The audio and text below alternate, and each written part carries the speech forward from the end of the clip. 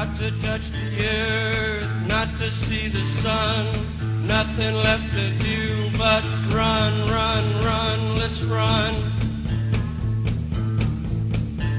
Let's run.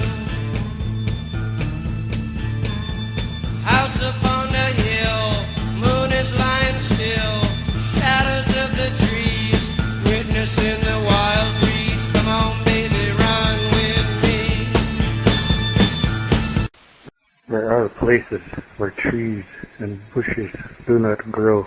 It is said that Thunderbird had terrible battles with the killer whale of the deep. This whale was a monster destroyer of the whales that furnished oil to the children of men. It slaughtered the oil-producing whales until none could be obtained for meat and oil. What were the people to do? There was no oil to drink, and dip their bread and dried berries in. What were they to do? Were they to starve?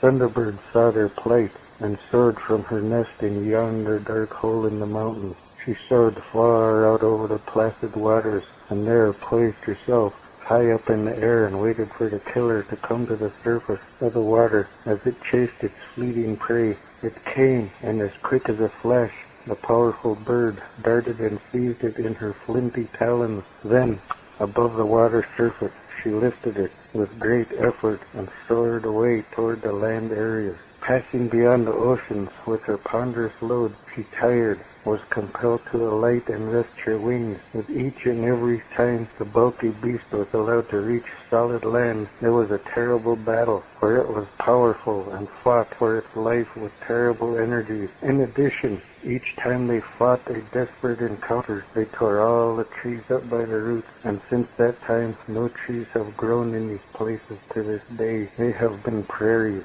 ever since. Furthermore, the Thunderbird finally carried the weighty animal to its nest in the lofty mountains. There was a terrible final contest here. In this death struggle, they uprooted all the trees for many miles around the nest and also pulled up the rocks down from deep inside the earth. Since then, there has been no timber, and the heap of debris they pulled up down into the valley is all cluttered with rubble and busted up rock and boulders.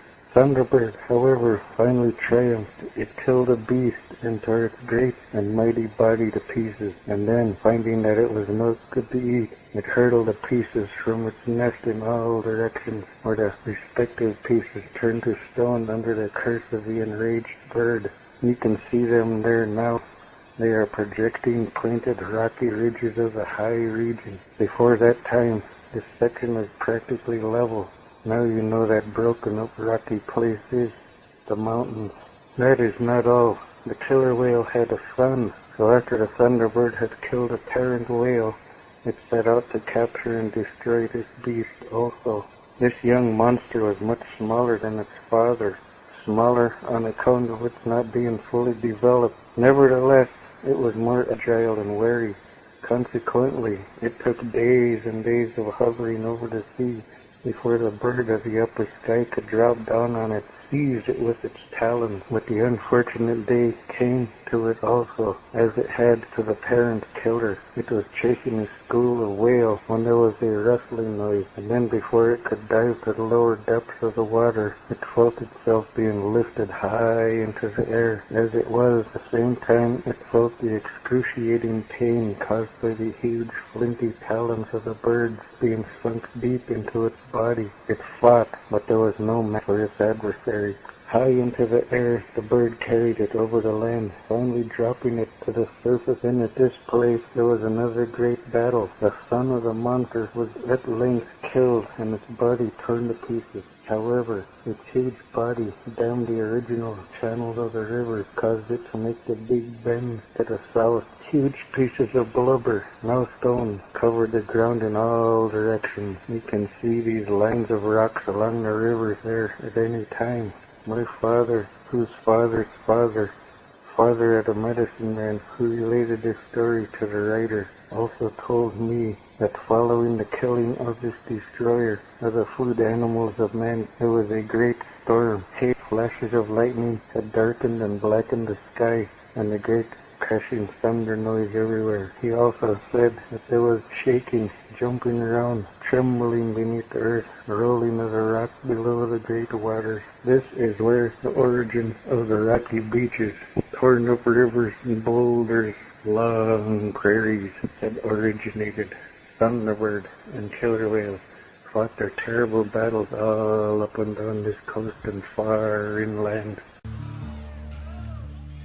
This is the end, beautiful friend. This is the end, my only friend. The end of our elaborate plans. The end of everything that stands. The end, no safety or surprise. The end, I'll never look